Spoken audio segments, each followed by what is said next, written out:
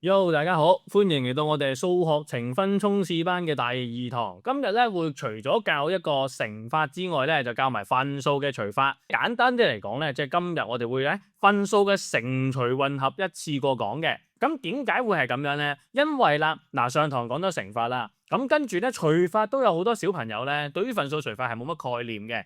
然之後啦。更加冇話咧撈埋呢個乘法一齊做，哇做到亂晒大龍啊！大家做嘅時候咧個樣同佢差唔多噶啦。No God, please no no。咁所以啦，我哋今日咧就會將呢兩個 topic 一齊再同大家溫多一次，呈分試嘅把握咧就會好多噶啦。嗱，我哋事不宜遲啦，去翻今日嘅總要嘅嗰個技巧先。嗱，今日最主要嘅技巧呢幾樣啦，第一個千祈要小心。分數除法嘅時候唔一定係大除細嘅。第二樣嘢，咁到底邊個除邊個呢？我哋個口訣叫做每嗰樣除嗰樣。第三樣嘢啦，呢一個呢係一個關於分數乘除混合入面超級重要嘅技巧。呢招好好用嘅，歸一求總，求總歸一。講緊乜嘢呢？嗱，陣間我哋會都係講解嘅。而家我哋先去最簡單嘅題目先。每包裝6份禮物咧，就用去咁多米絲帶。咁到底平均每份禮物用幾多呢？問你每乜每物嘅，多數都係用除法噶啦，大家知道。但係問題就嚟啦，可能有啲同學仔咧同佢差唔多樣啊，超靚仔嗰啲咧。Sir，呢度好簡單咧，我哋由小學即係2年級開始，有除法開始就做到而家嘅咧。呢個咪就係除法，咁咪用6除3又9/5咯。呢個時候就應驗咗頭先袁 Sir 講嗰樣嘢啦。唔一定係大除細噶，如果你咁樣做嘅話咧，恭喜你啊，你係呈分小大鑊噶吓。完了完了完了 ，BBQ 了，真的 BBQ 了，真的完蛋了。係啦，咁你就玩下BBQ啦噶啦吓。好啦，咁到底點樣分呢？有啲同學仔話，好難分啊，咁兩個唔係佢除佢就佢除佢嘅啦。呢度我哋就用翻第二個口訣啦，每嗰樣除嗰樣，好似呢度咁樣，人哋嘅問題問你係每份啊嘛，係咪啊？每份，咁所以咧，我哋就會除個份數。咩叫除個份數啊？呢個叫做份，呢個叫做米啊嘛。每嗰樣就除嗰樣，所以我哋寫定除以6都冇死噶啦。咁所以啦，我哋就會知道應該用3/5取而呢個啦。送佛送到西，同大家一齊做埋佢啦。咁呢度轉成假份數先啦，9327加532啦，咁乘1/6啦，即係 OK。然之後約個靚揀啦。咁所以答案呢度下面係27，上面都係16，就係咁多米啦。呢個就係我哋最基本，你要分得清邊個除邊個，同埋幾時用除法嘅方法啦。咁既然搞掂呢個 level 1唔係啦，其實我覺得 level 0添噶啦。搞掂 level 0之後咧，我哋就去後面加少少難度出嚟咯。咁呢度又係啦，哇！每包就重2公斤，分成幾多包？又有啲關鍵字啦。如果我哋將啲嘢分開嘅話，多數都係用除法嘅。應 Sir，咁今次你我唔到啦，每包啊嘛，咪除個包咯。所以咧，84除以6/5，跟住有個2係求其啦，再除啦。如果你又係咁樣做嘅話咧，恭喜晒你啦，又嚟啦。係試錯的，咁但係點解呢？呢個時候我想你哋呢做題目嘅時候一定要搞清楚我哋做緊啲乜。我哋頭先如果用84就咁除5/6包，呢個代表緊啲乜嘢呢？其實係代表唔到任何嘢啊。咁所以我哋一齊睇睇佢先，佢講緊乜鬼啊？有咁多公斤橙，將其中嘅5/6去到包裝出售，唔係咁多包啊，而係將5/6去包裝出售。好啦，問題就嚟啦，咁乜嘢叫將5/6去包裝出售啊？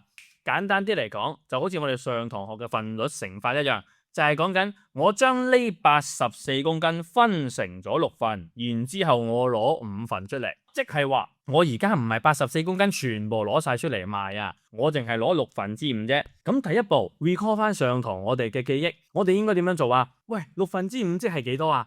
我哋用乘法，84公斤乘翻個5/6，你就計到你攞幾多出嚟賣。當我知道攞咗幾多出嚟賣啦，然之後每包就2公斤咁分，咁我哋先就再許除以2。所以啦，我哋就係咁樣做，然之後超簡單啦。咁呢度唔多講啦，呢度咧時間關係啦，送埋俾你啦吓。呢度84乘呢個可以約啦，咁應該係14啦，跟住乘翻呢個咧就係70啦，咁就係70除以2啦。所以答案就係35包。嗱，咁既然而家明白咗咯，咁我哋最基本嘅2款題型都搞掂晒啦。記住頭先袁 Sir 所講嘅嘢。第一步，我哋記住我哋幾時用邊個除邊個呢？我哋可以用個每嗰樣除嗰樣去諗。第二樣嘢，好似呢一款咁嘅題目嘅時候，人哋唔係問你每乜啦，但係你都要搞清楚，將佢分開嘅嘢，我哋用除法。第二，我哋亦都需要諗清楚呢啲份率代表緊啲乜，頂得順噶嘛？應該係咪啊？有冇人個樣好似佢差唔多噶啦？已經係啦，唔緊要，好似咁都唔緊要嘅，你可以 stop 咗佢再睇完題，再睇完再睇，睇到熟為止啦吓。咁跟住落去，我哋就用埋最後嗰個技巧教埋大家，乜嘢叫歸一求總，求總歸一呢？呢個時候我哋就可以睇下第三題啦。每箱梨有88個，3個屋企就買咗咁多箱，每個家庭可以得到幾多個梨？呢一隻我哋睇下先。我哋個問題嗰句係求每個啊嘛。呢個時候咧，你可以諗一樣嘢啦。我哋真係想知一個家庭可以攞幾多個梨，即係我哋要係歸咗個一先啦。即係話我想知一個家庭攞幾多個梨嘅話，我哋就要先求總啊。咩求總啊？即係我總共有幾多個梨先？每箱88個，3個家庭買咗4又11/7箱。考下大家，我一共有幾多個梨？點樣計啊？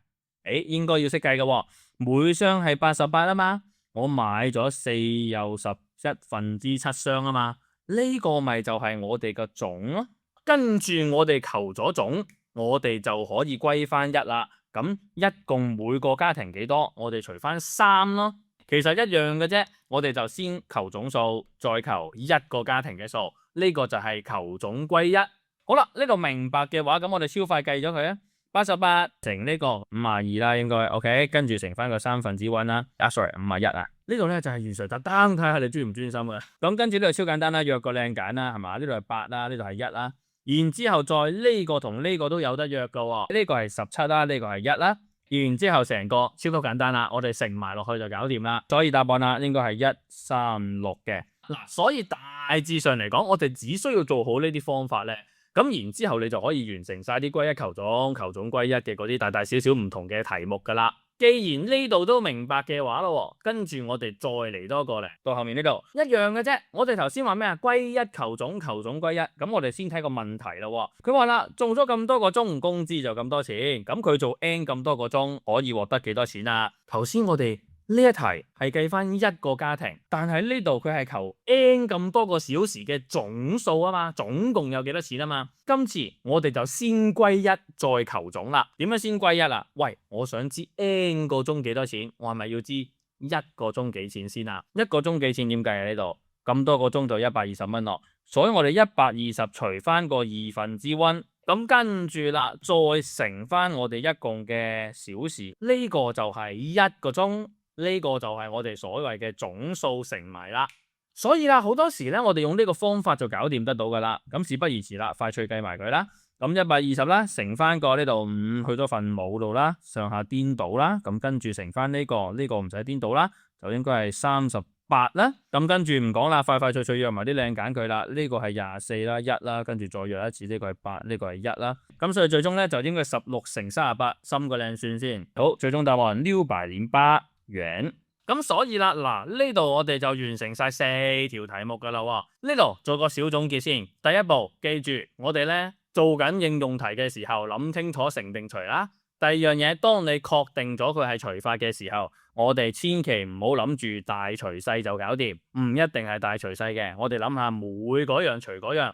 第三樣嘢，當乘除混合嘅絕招，例如呢題問你一個家庭幾多，你就諗下佢總共有幾多。